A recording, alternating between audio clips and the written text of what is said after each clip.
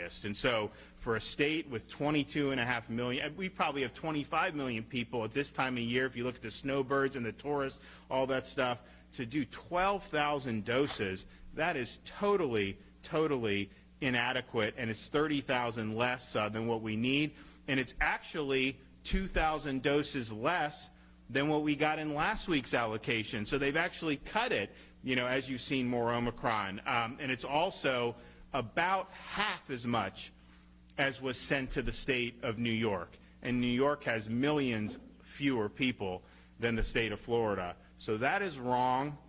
Bogarting these treatments like that and not putting them out is wrong. I know they don't really believe in it. That has not been their philosophy. But their approach has not worked. And we just have to be honest with that. President Biden, as a candidate, ran on saying he was demagoguing Trump, blaming Trump for COVID, saying every COVID infection was Trump's fault, saying that COVID deaths were all Trump's fault. He said he would shut down the virus. He had a plan on day one to shut down the virus.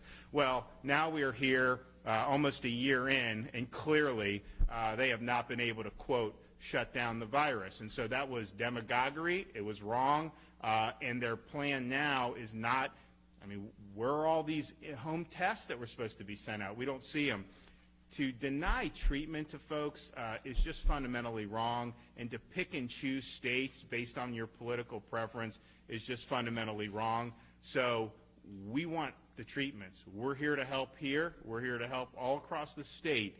Kevin's folks, we had a very good plan to be able to flex when we needed this. But sending 12,000 doses for a state that has, you know, over 20 million people in it, that is not cutting it, and we're not going to accept that. We look at what is going on in terms of the clinical profile. As I mentioned, Omicron is just less pathogenic. I mean, I think we've had between, you know, in the last 4 or 5 days, Florida has had between 5,000 and 6,000 COVID-positive individuals in Florida hospitals as reported. But if you look at that, a lot of that is a reflection of the fact that you have a more widespread phenomenon with Omicron. So, for example, in Miami-Dade, their biggest health system, Jackson, 50% of the COVID-positive patients are being treated for something else and just happen to test positive when they came in. Most of them are asymptomatic.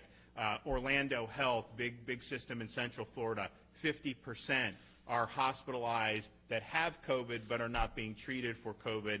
And in Leon County at Tallahassee Memorial, about 60% of their, quote, COVID-positive hospitalizations are people who are in the hospital for other reasons and then test positive upon admitted but aren't being treated for COVID. And so that is just, I think, a reflection on how Omicron is changing it. I think that's a very good thing to have happen compared to what we saw with the Delta variant. But nevertheless, we want to make sure we're doing all that we can to be able to help folks. And we don't believe, and Dr. Latipo can say a little bit more, I mean, we don't believe that we're 100% Omicron. I mean, we still see Delta variant, and that's just the nature of it. So we want to be able to make sure that we're helping the folks that need the help the most. So Jacksonville has asked us to help.